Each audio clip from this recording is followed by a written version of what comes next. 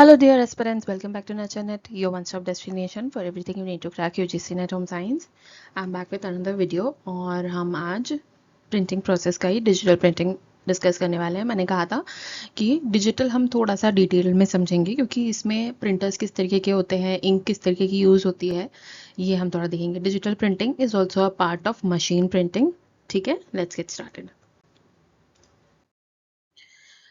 तो digital printing को advance printing भी कहा जाता है। ठीक है, बिकॉज अब क्या हो रहा है, पहले ज़्यादातर यूज़ होता था हैंड प्रिंटिंग का, बट अब जैसे जैसे हम आगे बढ़ रहे हैं, जैसे जैसे टाइम बढ़ता जा रहा है, लार्ज स्केल पर जो फैब्रिक है उसका प्रोडक्शन होता है ना। तो डिजिटल प्रिंटिंग जो है, डिजिटल टेक्सटाइल प्रिंटिंग, ये बहुत ही ज़्यादा टेक्निक यूज़ करी जा रही है अब। ठीक है, तो एक मॉडर्न प्रिंटिंग टेक्निक होती है जहाँ पर डिज़ाइन जो है वो डायरेक्टली फैब्रिक पर प्रिंट हो जाती है। जैसे पेपर पर प्रिंट आता है, कलर प्रिंट है ना, वैसे अब फैब्रिक पर डायरेक्ट यूज़ हो रहा है। ठीक है, इंजेक्ट टेक्नोलॉजी, इंजेक्ट प्रिंटर का नाम सुना होगा आपने। ठीक है, तो काफ़ी ज़्यादा फेमस है, काफ़ी ज़्यादा एडवांस है इंजेक्ट प्रिंटर्स।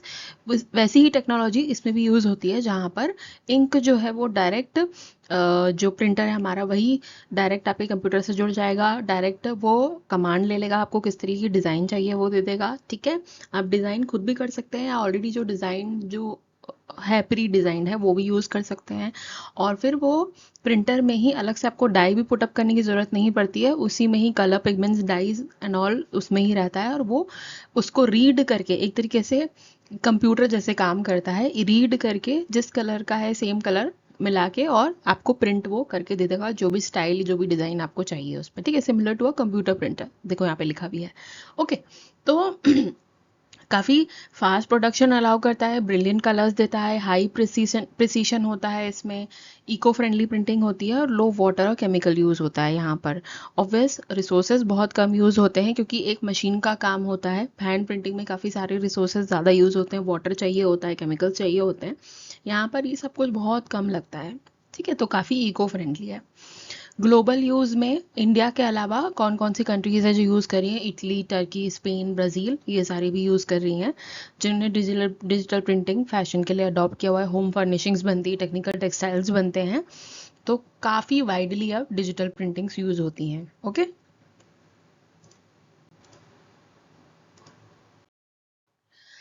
अब इसके एडवांटेजेस क्या हैं हम देखते हैं। सबसे पहले तो आई थिंक कुछ एडवांटेजेस हमने लास्ट स्लाइड में ही देख लिए, कुछ और डिटेल में थोड़ा सा समझते हैं।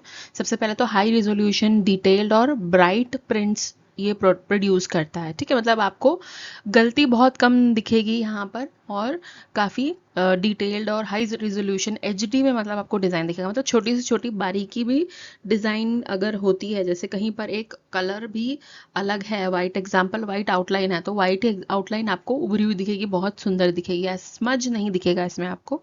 ठीक है, अनलेस एंड अनटिल मशीन का कोई प्रॉब्लम ना हो जाए तब तक। बट काफ़ी अच्छा प्रिंट आता है, और अनलिमिटेड कलर्स इसमें यूज़ किए जा सकते हैं, लिमिटेड कलर्स नहीं है जैसे कि रोलर्स में या फिर स्क्रीन प्रिंटिंग में होता था कि एक स्क्रीन पर एक ही कलर यूज़ करी जाती थी। यहाँ पर ऐसा कुछ नहीं होता है, अनलिमिटेड कलर्स यूज़ करे जा सकते हैं। ठीक है, डिज़ाइन की कोई लिमिट नहीं है, डिज़ाइन साइज़ की कोई लिमिट नहीं है, डिज़ाइन छोटा बड़ा हो सकता है, और किसी भी तरीके का डिज़ाइन आप कितना भी डिफ़िकल्ट दे दो तो वो वैसा का वैसा design as it is with colour, with as it is colour आपको निकाल करके देगा, प्रिंट करके देगा। ठीक है, can print large repeats and continuous designs भी प्रिंट कर सकता है। नो नीड फॉर स्क्रीन्स और rollers, no sampling in quick and low cost, is quick and low cost. ठीक है, तो यहाँ पर आपको स्क्रीन की ज़रूरत नहीं है, रोलर्स की ज़रूरत नहीं है, सैम्पलिंग जो है वो क्विक और लो कॉस्ट हो जाता है काफ़ी। मतलब एक छोटा सा सैंपल आप बना करके इसमें बता सकते हो, और फिर आप वो इजी भी है, बहुत ज़्यादा रिसोर्स भी नहीं लगेगा उसमें, बहुत ज़्यादा टाइम भी नहीं लगता है कि भाई ठीक है हाथ, मान लीजिए हैंड प्रिंटिंग में आपने पता कि एक हम आपने गए आप किसी आर्टिस्ट के पास में, उनसे आपने कहा कि हमें आप एक सैंपल बना करके दीजिए, तो क्योंकि हैंडमेड है तो टाइम लगेगा, है ना, वो कहेगा कि आप कल ले लीजिएगा, परसों ले लीजिएगा। बट यहाँ पर क्या होता है, तुरंत हो जाता है, तुरंत एक छोटा सा सैंपल बना करके प्रिंट करके आपको दिखा दिया जाता है कि इस तरीके से रहेगा। ठीक है, low water energy use, energy water सब कुछ बहुत कम यूज़ हो रहा है, वॉशिंग की ज़रूरत नहीं पड़ती है स्क्रीन्स को, और डाई वेस्ट भी नहीं होती है, जितना ज़रूरत है उतना ही यूज़ होता है। इको फ्रेंडली है, मिनिमल मिनिमल केमिकल डिस्चार्ज होता है, केमिकल डिस्चार्ज बहुत ज़्यादा नहीं होता है। ठीक है, मतलब कि जैसे हमने हैंड प्रिंटिंग में देखा था कि आफ्टर प्रिंटिंग के बाद में भी बहुत सारे फिनिशेस होते हैं या बहुत सारे आप देखोगे कि टेक्निक्स होती हैं जो कि सेट करने के लिए या तो डाई को या पिगमेंट को करना पड़ता है, बट यहाँ पर ज़रूरत नहीं पड़ती है, अपने आप सेट हो जाता है, तो केमिकल की ज़रूरत नहीं पड़ती है। ठीक है, तो काफ़ी कम समय लगता है, वेस्ट बहुत कम जाता है। Allow customised and short run printing for fashion and interiors. Customise और शॉर्ट रन प्रिंटिंग यानी कम टाइम पर ज़्यादा से ज़्यादा प्रिंट हो जाता है और कस्टमाइज्ड हो जाता है, किसी को अलग से कोई डिज़ाइन चाहिए वैसी मिल जाती है। Ideal for designers who want unique personalise prints, जो पर्सनलाइज प्रिंट्स करते हैं उनके लिए काफ़ी एक यूनिक बहुत ही आइडियल है डिजिटल प्रिंटिंग। अब इसके ड्रॉबैक्स देखते हैं क्या है। Printing speed is slower than screen और रोलर प्रिंटिंग। हाँ, थोड़ी सी प्रिंटिंग स्पीड जो होगी वो स्लो होगी एज कम्पेयर टू स्क्रीन और रोलर, बिकॉज उसमें क्या होता है, ऑलरेडी डिज़ाइन जो है वो बना बनाया होता है और बस उसमें से कुछ नहीं होता। रोलर चलता जाता है और प्रिंट होता चला जाता है। ठीक है, तो स्पीड उसकी काफ़ी तेज़ होती है, इसकी थोड़ी सी कम होगी, बिकॉज यहाँ पर क्या हो रहा है, जो आपका डिजिटल प्रिंटर है वो पूरी डिज़ाइन को पहले फीड कर रहा है। ठीक है, उसको समझना पड़ेगा कि ये डिज़ाइन किस तरीके की, वैसी डिज़ाइन है वो उतार करके आपके कपड़े पर देगा। ठीक है, तो स्पीड काफ़ी स्लो होती है इसकी। कॉस्ट हाई होता है due too expensive machine and inks. Machine क्योंकि काफ़ी एक्सपेंसिव होती है, इसीलिए कॉस्ट इसका हाई होता है, बाकी इसका कोई कोई ड्रॉबैक नहीं है।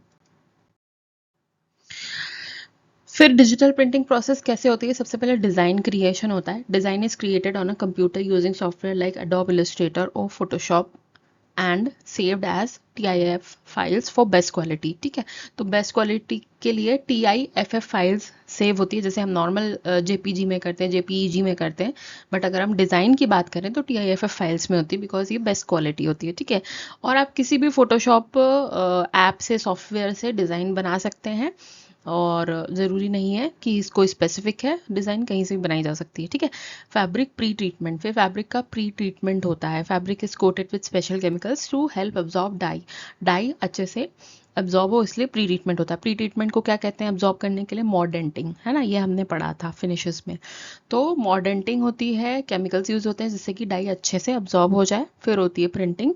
Pre-treated fabric is fed into the printer and tiny ink droplets are sprayed on the fabric surface. फिर ड्रॉपलेट्स, छोटे छोटे इंक जो है, टाइनी टाइनी ड्रॉपलेट्स डालते हुए प्रिंटिंग का प्रोसेस चालू होता है। ठीक है, फिर आता है fixation and finishing. Fixation finishing, printed fabric को अब फिर हीट या फिर स्टीम करके, अब वॉश करके, ड्राई करके, कैलेंडर्ड करके जो है अब फिक्स कर दिया जाता है उसका, जो भी आपका क्या कहते हैं, जो भी प्रिंटेड आपने यूज़ किया है, डाई यूज़ किया, प्रिंट यूज़ किया, वो हो जाता है। बट अब ये तो बहुत कम रहेगा, फिक्सेशन अब बहुत कम होता है। अब क्या होता है कि मशीन कुछ इस तरीके की आ चुकी है, जैसे मैंने आपको बताया था, जो सब्लिमेशन मशीन होती है या प्रिंटिंग मशीन जो होती हैं, अब उसमें ही स्टीम भी प्रोड्यूस होता है और अपने आप जो है आपकी जो डाई होगी या प्रिंटेड एरिया जो होगा वो फिक्स हो जाता है। ठीक है, अलग से कुछ भी करने की ज़रूरत नहीं पड़ती है। फैब्रिक सूटेबल कौन कौन से होते हैं डिजिटल प्रिंटिंग के लिए? सभी फैब्रिक सूटेबल होते हैं प्रिंटिंग के लिए। ठीक है, क्योंकि स्मूथ सरफेस होना चाहिए बस। ठीक है, नेचुरल में कॉटन, सिल्क, वूल, लिनन ये सब यूज़ कर सकते हैं। सिंथेटिक में polyester, nylon, viscous, Lycra use कर सकते हैं। ब्लेंड्स भी यूज़ कर सकते हैं, cotton polyester, cotton viscous, polyester Lycra, इस तरीके के ब्लेंड्स भी यूज़ किए जा सकते हैं। स्मूथ फैब्रिक विथ मिनिमल फस गिव द बेस्ट रिजल्ट। ठीक है, तो डिजिटल प्रिंटिंग के लिए बस एक ही यही कॉमन चीज़ होती है कि जो भी आप उठाएं, जिस तरीके का भी फैब्रिक आप उठाएं, किसी भी फाइबर पे हो सकता है, कोई सा भी आप फैब्रिक उठाइए, बस उसके ऊपर फस जो है, मतलब कि धागे निकले हुए नहीं होने चाहिए। ठीक है, अगर आप करने के लिए जाओगे, मान लो एक रेशम के कपड़े पर प्रिंटिंग, तो मुश्किल होगा। ठीक है, जो मलमल का कपड़ा होता है ना, मलमल का जो कपड़ा होता है, उस पर आप करने जाओगे तो नहीं हो पाएगा। क्यों? क्योंकि कि उसमें पाइल्स होते हैं ना, हमने पढ़ा था पाइल्स कैसे, मतलब वो सरफेस जो है एक फाइबर का उठा हुआ रहता है, उसमें मखमल का कपड़ा होता है। ठीक है, तो सरफेस जो है वो स्मूथ होना चाहिए, जैसे टी शर्ट्स होती हैं, टी शर्ट्स काफ़ी स्मूथ होती हैं। ठीक है, तो उसके ऊपर प्रिंटिंग बेस्ट होती है। कितने तरीके के डाइज, सॉरी, इंक्स यूज होती है, किस किस तरीके की इंक्स यूज होती है ये देखते हैं। रिएक्टिव डाई इंक्स यूज होती हैं। ठीक है, रिएक्टिव डाई इंक्स में किस पे यूज होती है? कॉटन, लिनन और सिल्क पे यूज होती है। ये ब्राइट कलर्स देती है। गुड वॉश फास्टनेस होती है। गुड वॉश फास्टनेस यानी कि धोने के बाद ये निकलेगी नहीं। ठीक है। नीड स्टीमिंग एंड वॉशिंग, तो इसमें स्टीमिंग और वॉशिंग की ज़रूरत पड़ती है जब ये डाई यूज़ करी जाती है उसके बाद में। ठीक है। फिर एसिड डाइंग्स होती है। एसिड डाइंग्स जो होती है वो सिल्क, वूल और नायलॉन पर यूज़ होती हैं। ठीक है। Scarf, ties, swimwear, bright shades, इन सब के ऊपर यूज़ करी जाती है, मतलब स्कार्फ्स और स्विमवेयर बनाने के लिए। ठीक है। ब्राइट शेड्स होते हैं, स्टीमिंग और वॉशिंग इसमें भी ज़रूरत पड़ती है। डिस्पर्स डाइंग्स पॉलिएस्टर और लाइक्रा के लिए यूज़ होती है। ठीक है। Use for sportswear, upholstery, sportswear पर ज़्यादा यूज़ होती है disperse dyeings. Fixed with heat, excellent wash fastness, wash fastness बहुत अच्छी होती है, कपड़े धुलने पर ये निकलती नहीं है और हीट से फिक्स्ड होती है। फिर है पिगमेंटिंग्स। पिगमेंटिंग्स हर तरीके के फैब्रिक पर यूज़ करी जाती है, चाहे वो कॉटन हो, वूल हो, सिल्क हो, पॉलिएस्टर हो, लाइक्रा हो, नायलॉन हो, रेयॉन हो, किसी पर भी यूज़ करी जा सकती है। इसका कोई केमिकल रिएक्शन नहीं होता, ये हीट या यूवी लाइट से फिक्स करी जा सकती है, गुड लाइट फास्टनेस देती है और स्लाइटली डलर कलर्स होते हैं इसके, मतलब ब्राइट कलर्स नहीं दिखेंगे, थोड़े से डल कलर्स दिखेंगे, जैसे ब्राउन हो गया, ठीक है, ग्रे हो गया, ब्लैक हो गया, इस तरीके के कलर्स इसमें ज़्यादा आते हैं पिगमेंट इंक में। ओके। अब प्रिंटर्स किस किस तरीके के होते हैं ये देखते हैं। टाइप्स, सबसे पहले क्लास 1 प्रिंटर्स होते हैं, पेपर टू फैब्रिक प्रिंटर्स। ठीक है। सबसे पहले प्रिंट जो है वो पेपर पर होता है, उसके बाद में हीट प्रेस करके उसको फैब्रिक पे डाल दिया जाता है, जो भी डिज़ाइन होती है वो। ठीक है। तो इसमें आता है हमारे सब्लिमेशन वाली मशीन जो आती है, आपने देखा था, मैंने लास्ट लेक्चर में आपको दिखाया था, है ना। सब्लिमेशन वाली मशीन में क्या होता है कि यहाँ पर जो भी डाई आप यूज़ करते हैं, सॉरी, जो भी प्रिंट आप लेते हैं वो पेपर पर लेते हैं। ठीक है। पेपर पे, बटर पेपर या जिस तरीके का पेपर होता है, उसके बाद में आपने क्या किया, वो पेपर को आपने उल्टा करके कपड़े पर रखा और फिर उसके बाद आपने उसे अच्छे से प्रेस कर दिया, या तो आपने नॉर्मल आयरन जो होता है हमारे पास में उसका, या फिर अब मशीन आती है, मशीन पे आपने प्रेस कर दिया। ठीक है। तो 200 डिग्री सेल्सियस हमने देखा था कि टेम्परेचर चाहिए होता है, उस पर प्रेस किया और डिज़ाइन जो है वो फैब्रिक पर आ जाता है। किसके लिए यूज़ होता है? पॉलिएस्टर, सिग्नेज, स्पोर्ट्सवेयर के लिए यूज़ होता है। Signage, sorry, not, it is signage. ठीक है। तो स्पेसिफिक, जैसे मान लीजिए एग्जांपल मैंने आपको बताया था कि जैसे इंडिया की जर्सी है। ठीक है। इंडिया की जर्सी के पीछे इंडिया लिखा होता है, तो ऐसे बहुत सारी जर्सी बनती है जिसके पीछे इंडिया लिखा होता है। तो वो इंडिया लिखने के लिए मैं क्या करूँगी, वो इंडिया को पहले मैं पेपर पे लूँगी और फिर उसके बाद में वो पेपर को मैं हीट प्रेस करके फैब्रिक के ऊपर चिपका दूँगी, तो वो इंडिया लिखा हुआ मेरे पास आ जाएगा। ठीक है। सेकेंड है direct to fabric printers. Direct to fabric printers में क्या होता है, प्रिंट जो है वो डायरेक्टली फैब्रिक पर होता है। ठीक है। और फैब्रिक किस तरीके का, अपेरल पीसेस और बैनर्स। बैनर्स ज़्यादातर डायरेक्ट प्रिंट में बनते हैं, फ्लेक्स प्रिंटिंग जिसको हम कहते हैं ना, वो डायरेक्ट टू फैब्रिक प्रिंटर्स के अंदर आता है। ठीक है। फिर है stretch fabric printers, design for stretchable fabric using conveyor और ग्लू बेल्ट फीडिंग। ठीक है।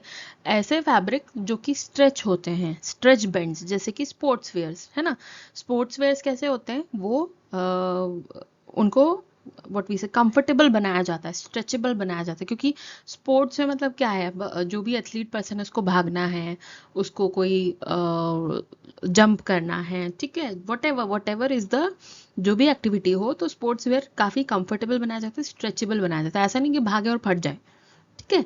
तो ऐसे कपड़ों के लिए स्ट्रेच फैब्रिक प्रिंटर्स यूज करे जाते हैं। स्ट्रेचेबल फैब्रिक के ऊपर उनको कन्वेयर बेल्ट उसमें अवेलेबल होता है इन प्रिंटर्स के ऊपर, ग्लू बेल्ट फीडिंग, या फिर या तो कन्वेयर या ग्लू बेल्ट, ठीक है, दोनों में से कुछ भी होता है, उसके ऊपर कपड़े को रखा जाता है, तब जा करके फिर उस पर प्रिंटिंग होती है, कि जब वो स्ट्रेच हो तो जो आपका प्रिंट है वो फटना नहीं चाहिए, फट के खराब नहीं होना चाहिए। ठीक है। तो ये अलग तरीके के प्रिंटर्स होते हैं। तो हमने यहाँ पे 3 क्लास के प्रिंटर्स पढ़े, पेपर से फैब्रिक पर, डायरेक्ट फैब्रिक पर और स्ट्रेच फैब्रिक पर। अंडरस्टूड।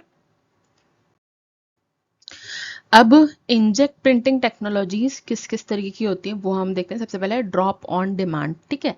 ड्रॉप ऑन डिमांड का मतलब release ink only when required, drop by drop. ठीक है।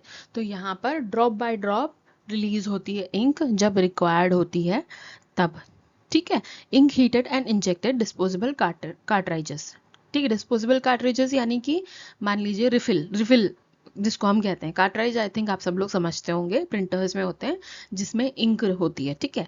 तो जब इंक हल्की हो जाती है या वो हो जाती है तो कार्ट्राइज चेंज किया जाता है। तो वैसे यहाँ पर डिस्पोजेबल कार्ट्राइज होता है, मतलब कि होगा क्या, जो रिफिल होता है इंक का, वो यूज़ करने के बाद में उसे डिस्पोज कर दिया जाता है और दूसरा कार्ट्राइज लगाया जाता है, या दूसरा आप कहोगे रिफिल लगाया जाता है। ठीक है। फिर होता है piezo DOD, piezo DOD crystals to push ink out permanent print heads, higher precision. ये higher precisions के होते हैं और यहाँ पर crystals यूज किए जाते हैं जिससे कि इंक बाहर की तरफ पुश हो. परमानेंट प्रिंट हेड्स होते हैं इसमें. ठीक है, जैसे परमानेंट प्रिंट हेड्स का एग्जांपल समझो. पहले के ज़माने में टाइपराइटर्स होते थे, है ना. टाइपराइटर्स में क्या होता था कि आपने एक बार प्रिंट कर दिया तो अब वापस उसको मिटा नहीं सकते हो. कंप्यूटर में तो हम ये कर सकते हैं, है ना, बट हम प्रिंटर्स सॉरी जो टाइपराइटर्स होते हैं उस पर नहीं कर सकते. वैसा ही होता है ये पीजो डीओडी, जिसमें क्रिस्टल्स होते हैं जो कि इंक को पुश करते हैं. ठीक है, तो वैसा क्रिस्टल क्या करेगा, एक के बाद एक उस पर छापता चला जाएगा जो भी आपका कपड़ा होगा उसके ऊपर. ठीक है, ड्रॉप ऑन डिमांड. फिर है कंटिन्यूस इंकजेट. कंटिन्यूस इंकजेट जो है वो हाई स्पीड प्रिंटर होता है जो अब के ज़माने में हम यूज़ करते हैं.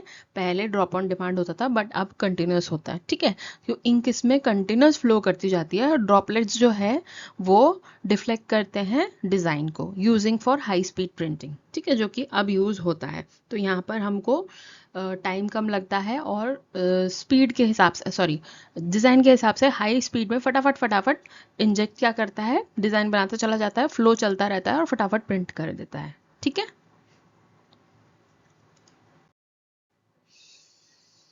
ओके. तो सॉफ्टवेयर डिजिटल प्रिंटिंग में कौन कौन से यूज़ किए जाते हैं. Colour management system, CMS, ensure accurate colours.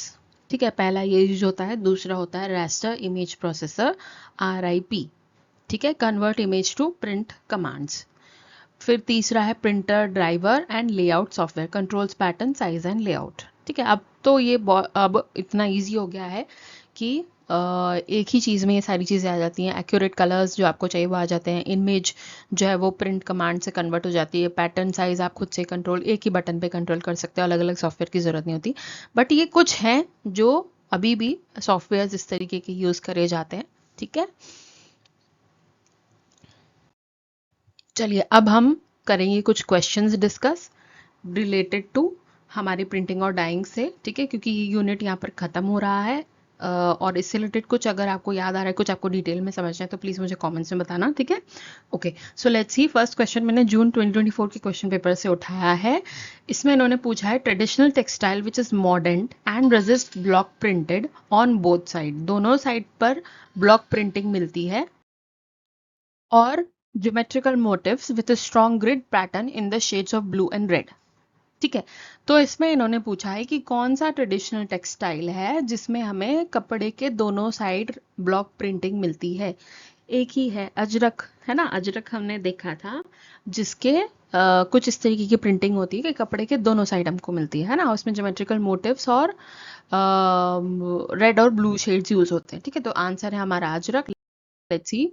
Yes, Ajrakh traditional block printing technique है. Practice mainly in Kutch, Gujarat and Barmer in Rajasthan. Gujarat में प्रैक्टिस होता है, राजस्थान में प्रैक्टिस होता है. Known for its modern and resist printing methods applied on both side of the fabric. दोनों side के fabric पर हमको सेम डिजाइन मिलती है. ये होता है अजरक का पैटर्न. ठीक है, highly skilled process ensuring perfect alignment. तो डिजाइन ज्योमेट्रिकल मोटिव्स होते हैं, इस सिमेट्रिकल पैटर्न्स होते हैं, स्ट्रॉन्ग ग्रिड लेआउट्स होते हैं, टिपिकल डीप इंडिगो ब्लू और रिच रेड. मडार, मडार शेड्स हमने पढ़ा था, अगर आपको याद हो इस वर्ड से आपको याद हो जाएगा. ठीक है, तो ब्लू और रेड कलर्स यूज करे जाते हैं नेचुरल डाइज से. ठीक है, नेक्स्ट क्वेश्चन है हमारा इक्कत टेक्सटाइल से है ये. ठीक है, ये क्वेश्चन लास्ट वाले लेक्चर में जब हमने इक्कत पढ़ा था तब मैंने नहीं डाला था, यहाँ पर मैंने डाला है स्टिल क्योंकि सेम यूनिट चल रहा है इसीलिए. तो इक्कत टेक्सटाइल से हमारे पास पटोला है, पोचमपली है, तेलिया रुमाल है, बंधास है. ठीक है, ये कहाँ कहाँ पाए जाते हैं, मैंने आपसे कहा था कि आप ये अच्छे से याद करना क्योंकि इस तरीके के क्वेश्चन आते हैं एग्जाम में कि पर्टिकुलर टाइप ऑफ टेक्सटाइल किस एरिया किस ओरिजिन का होता है. ठीक है, तो पटोला कहाँ से है, पटोला गुजरात से है. पटोला पटन याद रखना, मैंने आपको कहा था पटोला से पटन याद रखना है, पटन गुजरात में है. ठीक है, और इक्कत गुजरात में जो है पटन में पाया जाता है. ठीक है, फिर है पोचमपली. पोचमपली कहाँ पर है, पोचमपली है तेलंगाना में. तेलिया रुमाल था आंध्र प्रदेश में, ये भी हमने पढ़ा था. ठीक है, और बंदास है उड़ीसा में. तो देखो इसमें कौन सा मैच कर रहा है, पटोला गुजरात से मैच हो रहा है. ए का 3 होना चाहिए, तो ए का 3 यहाँ पे 3 है. ठीक है, और तीसरा हमने देखा था तेलिया रुमाल का है क्या, आंध्र प्रदेश. तेलिया रुमाल का आंध्र प्रदेश है 4, तो ये 2 में 4 आ रहा है. ठीक है, अब बी जो पोचमपली मैंने आपको बताया था, पोचमपली इज फ्रॉम तेलंगाना. ठीक है, तो ये फर्स्ट वाला जो है वो हमारा आंसर सही लग रहा है, बंदस का है उड़ीसा। तो लेट्स चेक ये सही है या नहीं है। सही है। ठीक है, पटोला गुजरात से है, पटन गुजरात, है ना, ये अच्छे से आई थिंक आप सबको याद हो गया होगा, हमने 2 से 3 बार पढ़ा है। पोचमपल्ली तेलंगाना से है, पोचमपल्ली इक्कत वोवन है, बूधन पोचमपल्ली तेलंगाना से है, तेलारुमाल आंध्र प्रदेश से है, बंदस उड़ीसा से है, ये भी उड़ीसा का इक्कत है। ठीक है, choose the hand block printed textile of India. India के कौन से हैंड ब्लॉक प्रिंटेड टेक्सटाइल्स है ये हमें देखना है। ठीक है, तो बाग क्या है, बाग प्रिंटिंग हमने देखा था एमपी से है। एमपी कहाँ आता है, इंडिया में आता है, हाँ ठीक है। अजरक हमने अभी पीछे पढ़ा, गुजरात और राजस्थान से है, तो ये भी इंडिया का है, डबल प्रिंटिंग है, ये आगे पीछे दोनों आता है। चंदेरी हैंड प्रिंटेड टेक्सटाइल नहीं है, ये हमने नहीं पढ़ा कहीं भी टेक्सटाइल में अभी, प्रिंटेड टेक्सटाइल के अंदर, क्योंकि चंदेरी एक तरीके की साड़ी होती है जो कि वोवन होती है। ठीक है, वोवन साड़ी है, चंदेरी पैटर्न होता है जो साड़ी, वोवन फैब्रिक है। ठीक है, Himroo is also a woven fabric, it is not block printing method और हैंड प्रिंटिंग मेथड। बगरू भी है या नहीं ये देखते हैं, बट ए बी तो सही है हमारा, और ई जो है वो हो सकता है, तो ए बी और ई जो है थर्ड वाला आंसर हो सकता है। तो चेक करते हैं आंसर सही है या नहीं। यस, सो करेक्ट आंसर है ए बी ई। बाघ प्रिंटिंग जो है वो एमपी से है, अजरक जो है वो गुजरात बर्मा से है। ठीक है, और अजरक में जैसे हमने भी डिस्कस किया कि डबल साइडेड इसमें प्रिंटिंग होता है, दोनों कपड़े के दोनों साइड प्रिंटिंग दिखता है। ठीक है, चंदेरी एक वोवल टेक्सटाइल है, इसीलिए ये प्रिंटिंग हैंडलूम में नहीं आएगा, हैंड प्रिंटिंग में नहीं आएगा। ठीक है, हिमरू भी एक वोवन टेक्सटाइल है, वीविंग टेक्निक होती है। ठीक है, प्रिंटेड फैब्रिक नहीं है। बगरू जो है वो राजस्थान से वेल नोन प्रिंटिंग है, यहाँ पर ब्लॉक प्रिंटिंग होती है, वेजिटेबल डाइज यूज करी जाती है, मतलब नेचुरल डाई यूज करी जाती है यूजिंग नेचुरल मोटिव्स। ओके, तो 3 है हमारे यहाँ पर आंसर, बाग, अजरक और बगरू। बाग है एमपी से, अजरक है गुजरात और राजस्थान से, और बगरू भी है राजस्थान से। ठीक है, ओके। सो ये नेक्स्ट क्वेश्चन मैंने जून 22 के पेपर से उठाया है। ठीक है, और कलमकारी का ये क्वेश्चन है। कलमकारी हमने पढ़ा है, मैंने आपको बताया था कि कलमकारी हैंड प्रिंटिंग में भी आता है और ब्लॉक प्रिंटिंग में भी आता है। ठीक है, तो यहाँ पर डाइंग सॉरी हैंड प्रिंटिंग का कैसे और हैंडमेड कैसे होता है वो भी हमने पीछे देखा था, बट हमने इसका सीक्वेंस जो है वो नहीं देखा था, मतलब कैसे बनता है ये हमें नहीं पता है। ठीक है, तो इसीलिए मैंने ये क्वेश्चन उठाया ताकि आप एक टॉपिक जो है वो हमारे यहाँ पर कवर हो जाए, है ना, और हमको समझ में आ जाए कि कलमकारी का एक्चुअली बनाने का सीक्वेंस क्या होता है। ठीक है, देखते हैं। वॉशिंग बॉयलिंग है, एलम ट्रीटमेंट एंड वॉशिंग है, पेंट है, पेंटिंग है, नेचुरल ब्लीचिंग है, प्रिंटिंग है, मायरोबलन ट्रीटमेंट है। ठीक है, तो आई थिंक सबसे पहले वॉशिंग बॉयलिंग आएगा, क्योंकि सबसे पहले जो होता है हमारा कपड़ा, उसको क्या किया जाता है, उसको जो भी डर्ट है फैब्रिक का वो सब कुछ निकाला जाता है, उसे क्लीन किया जाता है, इम्प्योरिटीज क्लीन करी जाती है। सबसे पहले वॉशिंग बॉयलिंग आएगा आई थिंक। ठीक है, फिर नेचुरल ब्लीचिंग आएगी। नेचुरल ब्लीचिंग से मतलब ये है कि जो कलर जो है, जो भी नेचुरल वो आए, जैसे कि अगर हम डाई करते कपड़े को तो वो अच्छा कलर दे, है ना। फिर उसके बाद में आई थिंक प्रिंटिंग आएगी। प्रिंटिंग में होगा ये कि जो भी आउटलाइन होगी वो बनेगी, है ना। तो उसके बाद में फिर उसके अंदर पेन से या ब्रश से पेंटिंग्स होती हैं, तो पहले प्रिंटिंग होगी, और फिर उसके बाद में अभी तक हमारा कैसा चल रहा है सीक्वेंस, ए है। ठीक है, उसके बाद में हमने वॉशिंग बॉयलिंग के बाद में नेचुरल ब्लीचिंग, ए और डी है। ठीक है, तो फर्स्ट वाला अभी तक सही जा रहा है, ए डी, और फोर्थ वाला भी हो सकता है ए डी ई। फिर उसके बाद में प्रिंटिंग है, हाँ। फिर उसके बाद में एलम ट्रीटमेंट और वॉशिंग होगा, हाँ, प्रिंटिंग के बाद में, क्योंकि अगर एक्स्ट्रा अगर कुछ प्रिंटिंग में जो डाई लगी है वो क्लियर हो जाएगा। ठीक है, तो पी हो सकता है। और फिर उसके बाद में पेंटिंग, फिर उसके बाद में मायरोफाइलन ट्रीटमेंट। तो ये सही है या नहीं है, लेट्स सी, इसको हम चेक करते हैं। Okay, so A D E F C B ये हमारा सही सीक्वेंस है। ठीक है, तो Kalamkari process involve series of preparatory and dyeing steps using only natural material. तो इसमें सिर्फ नेचुरल मटेरियल्स यूज होते हैं कलमकारी में, है ना। वॉशिंग बॉयलिंग होती है सबसे पहले, हाँ ये हमने देखा था, वॉशिंग बॉयलिंग होती है सबसे पहले, इम्प्यूरिटीज निकाली जाती हैं। फिर नेचुरल ब्लीचिंग होती है, नेचुरल ब्लीचिंग में फैब्रिक को ब्लीच कर दिया जाता है in sunlight to obtain clean of white base. ठीक है। फिर प्रिंटिंग होती है, आउटलाइंस इनिशियल पैटर्न्स बनाए जाते हैं। फिर आता है मायरोबलन ट्रीटमेंट। मायरोबलन ट्रीटमेंट में क्या होता है, हरड़ से ट्रीटमेंट होता है इसका। Fabric is treated with myrobalan, जिसका नाम है मैरोबलन को हरड़ बोलते हैं। हरड़ solution is also natural solution, ये कोई केमिकल नहीं है, ठीक है। To help the dye fix and improve colour fastness, यहाँ पर प्रिंटिंग का जो डाई होता है वो फिक्स हो जाए, इसीलिए हरड़ यूज़ करी जाती है। फिर आता है पेंटिंग। तो पेंटिंग यहाँ पे बम्बू पेन यूज़ करे जाते हैं, कलम यूज़ करे जाते हैं, हैंडमेड मोटिव्स और डिज़ाइंस होती हैं। फिर लास्ट में एलम ट्रीटमेंट होता है, वॉशिंग होता है। मतलब alum acts as mordant for fix colours following by washing to remove excess. Okay, ये हमने यहाँ रख दिया था, ये मुझसे गलती हो गई, ये यहाँ होगा, है ना। तो एलम ट्रीटमेंट लास्ट में होता है, विच इज़ करेक्ट। मैंने सोचा था कि प्रिंटिंग के बाद में जो एक्सेस रिमूव हो जाए वो होगा, बट पेंटिंग के बाद में होगा, ताकि इकट्ठा निकल जाए सब कुछ। Okay, so this is our Kalamkari का प्रोसेस है। ये एक ही क्वेश्चन आया था पेपर में, तो ये मैंने उठा इसलिए लिया था क्योंकि मुझे लगा था कि शायद हम कलमकारी का एक टॉपिक जो है वो भी कवर कर लेंगे। तो आई थिंक आपको ये समझ में आया होगा, नहीं आया तो प्लीज़ मुझे कमेंट से बताइएगा। लास्ट क्वेश्चन जून 2019 से मैंने उठाया क्वेश्चन 5th। इसमें इन्होंने पूछा है which printing method will you suggest to your friend for printing a sheet on both side simultaneously. मतलब एक साथ दोनों साइड प्रिंटिंग आ जाए शीट पर या फैब्रिक पर, तो आप किस तरीके का प्रिंटिंग उन्हें सजेस्ट करोगे। स्क्रीन प्रिंटिंग तो नहीं होगा, क्योंकि स्क्रीन तो है एक साइड ही रखा जाता है ना।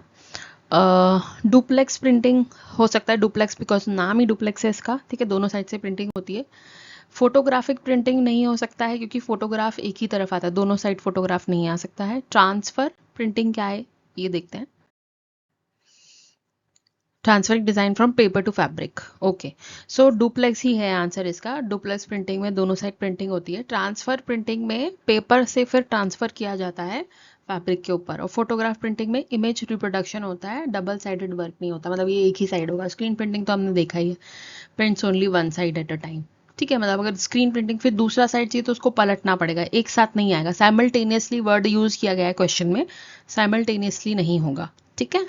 तो डुप्लेक्स में ही होगा, स्क्रीन प्रिंटिंग में नहीं होगा।